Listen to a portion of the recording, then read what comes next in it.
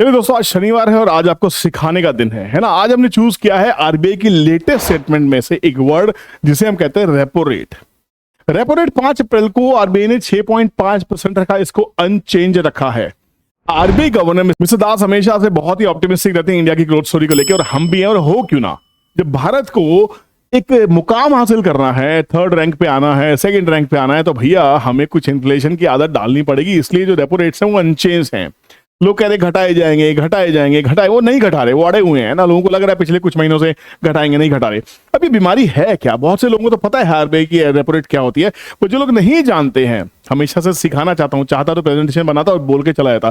पर 5-7 मिनट की वीडियो को पूरा देखना। जिसको पता है they can skip the video, जिसको नहीं पता रेपो रेट का कौन से शेयर्स पे असर पड़ता है, आरबीआई उसको कैसे डील करती है, और रेपो रेट अगर जब बढ़ती है तो क्या करना चाहिए, घटती है तो क्या करना चाहिए। तो let's start the learning and find out what repo rate is. चलते हैं गूगल के पास में सबसे बढ़िया डिक्शनरी आज की रेपो रेट है क्या, व्हाट इज रेपो रेट। एक बार पढ़ लो प्लीज, छोटी सी बात है, जो मुझे मेहनत करनी पड़ती है, आप कर लेते हो, शायद इस वीडियो की जरूरत नहीं थी, है ना।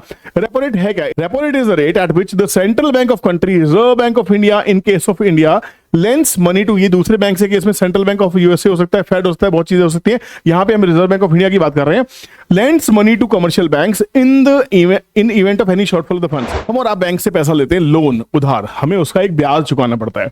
तो जो बैंक है, जो कमर्शियल बैंक है, जब वो आरबीआई से, बैंकों का बैंक कौन है? आरबीआई। जब आरबीआई से वो लोन लेते हैं तो उनको कुछ कीमत देनी पड़ती है, जो ब्याज होता है उसको हम ब्याज नहीं कहते, उसको हम कहते हैं रेपो रेट।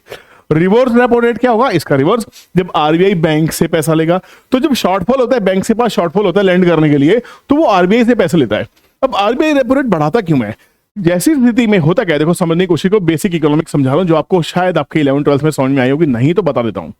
होता क्या है कि बैंक, जब पब्लिक के पास में बहुत सारा पैसा होता है तो परचेजिंग पावर पब्लिक की बहुत हाई होती है।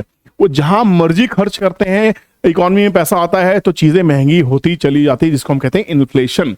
अब इन्फ्लेशन को कंट्रोल करने के लिए आरबीआई क्या करती है कि ब्याज दरें बढ़ा देती है ना। मतलब अगर आपको ब्याज लेना तो महंगा ब्याज लेना पड़ेगा।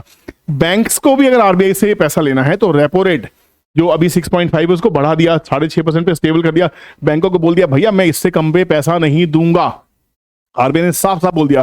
तो बैंक्स को अगर पैसा लेना है तो महंगा ब्याज लेंगे। अब क्योंकि उन्होंने महंगे रेपो रेट पे पैसा लिया है, तो आपको पैसा क्या सस्ते दाम पे मिलने वाला है? नहीं। चाहे सरकारी बैंक हो चाहे कुछ भी, आप देखिए जो होम लोन से 6-6.5% पे मिल जाते थे, 7% पे मिल जाते थे, अभी 9, 9.25, 9.5% तक जा रहे हैं। व्हीकल लोन भी 9-9.25% तक जा रहे हैं, है ना। तो ये सब इसीलिए क्योंकि ब्याज दरें बढ़ी हुई हैं। जब ये ब्याज दरें घटेंगी, जब रेपो रेट गिरेगा, जब आरबीआई अपना रेपो रेट कम करेगी, तो बैंक्स को भी सस्ता पैसा मिलने वाला है आरबीआई के थ्रू। तो वहां पे बैंक्स भी अपने ब्याज दरों को घटाएंगे। तो ऐसे में क्या मिला? अगर रेपो रेट बढ़ती है तो बैंक्स का बिजनेस कैसा होता है? अगर लोन बिक रहा है तो महंगे रेट पे, तो कहीं ना कहीं बैंक्स की महंगी कमाई हो सकती है, करेक्ट। बैंक के रेट अगर गिर जाएंगे तो बैंक भी आपको सस्ते रेट पे देने लगे, तो बैंक की सेल्स बढ़ सकती है। वहां पे धंधा कैसे बढ़ेगा? सेल्स बढ़ जाएगी। जब क्वांटिटी बढ़ेगी तो प्रॉफिट बढ़ेगा। पर अगर सेल्स कम है तो प्रॉफिट बढ़ाने के लिए आपको रेपो रेट से को बढ़ाना पड़ेगा या फिर अपने इंटरेस्ट रेट्स को बढ़ाना पड़ेगा। तो बैंक्स के इंटरेस्ट रेट डिपेंड करते हैं कि वो कितने पैसे पे सामने से पैसा उठा रहे हैं आरबीआई से, सेंट्रल बैंक से, राइट। तो यहाँ पे पूरा जो रेपो रेट है ये सीधा सीधा असर डालता है इकोनॉमी के अंदर में, इन्फ्लेशन से जुड़ा हुआ है। अब बाजार चल क्यों रहा है? रेपो रेट स्टेबल है। बाजार एक्सपेक्ट कर रहा था कि रेपो रेट कम होनी चाहिए, बाजार फिर भी चले जा रहा है क्योंकि बाजार डिस्काउंट करके चलता है, बाजार फॉरवर्ड लुकिंग है, बाजार फ्यूचरिस्टिक है। बाजार को समझ में आता है कि भैया आरबीआई गवर्नर कह रहे हैं इन्फ्लेशन की आदत डाल लो, पब्लिक नहीं मानेंगे। आप देख सकते हैं, अगर अपने आसपास में देखेंगे, India being the youngest economy, risk takers हमारे देश में भरे हुए हैं। हमारी जो रिस्क टेकिंग कैपेसिटी, एपेटाइट है, वो बढ़ रहा है। तो यहाँ पे हम लोग लोन भी ले रहे हैं, नई से नई गाड़ी आ रही है, महंगे से महंगी गाड़ी आ रही है। जहाँ एक फॉर्च्यूनर 25, 26, 30 लाख में फॉर्च्यूनर आती है, तो 50 लाख में फॉर्च्यूनर आ रही है। फिर भी फॉर्च्यूनर बिकने में लगी हुई है। सब लोन पे घर, जहाँ पे 1 करोड़ के अंदर घर आ जाते थे, आज 2.5 करोड़ 3 करोड़ में घर आ रहे हैं, घर बिक रहे हैं। तो जब चीजें बिक रही हुई है, auto sales lifetime high, home sales high, इतने महंगे ब्याज पे, तो बैंक को पता है, आरबीआई को पता है भैया पैसे कमाने का टाइम है, मत घटाओ।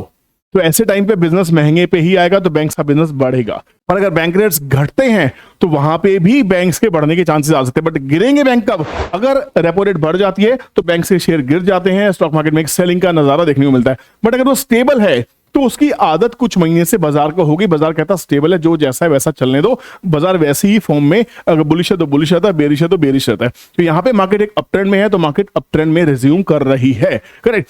जैसे ही बैंक रेट्स कम होंगे, रेपो रेट कम होगा, बैंक अपने इंटरेस्ट रेट्स कम करने की कोशिश करेंगे, तो वहां पे नंबर ऑफ सेल्स और बढ़ाई जा सकती है। बट अभी क्योंकि इन्फ्लेशन देखी जा रही है, तो ये बैंक रेट्स अभी कम नहीं होने वाले हैं। और मिस्टर दास की अगर मानते हैं तो शायद वो इन रेट्स के साथ कहीं ना कहीं कंफर्टेबल और स्टेबल दिखाई दे रहे हैं। और मुझसे और आपसे ज्यादा हमारे गवर्नर को पता है कि भारत को क्या चाहिए। हम तो हमेशा चाहेंगे सस्ता लोन मिले, हम तो खर्चना चाहते हैं, पर आरबीआई गवर्नर क्योंकि सरकार के नुमाइंदे हैं, वो सरकार का हिस्सा है, उनको पता होना चाहिए। सरकार मतलब ये समझना, मैं बीजेपी की बात कर रहा हूं, सरकार मतलब हमारे थिंक टैंक, हमारे सिस्टम का हिस्सा है ना, to be precise.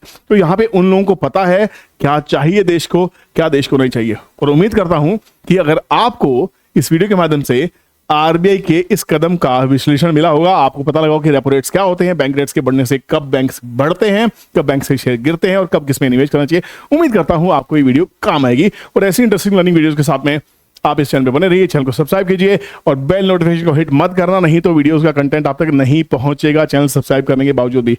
And thank you so much once again for making this channel grow with you. Thank you so much, take care, bye bye, जय हिंद।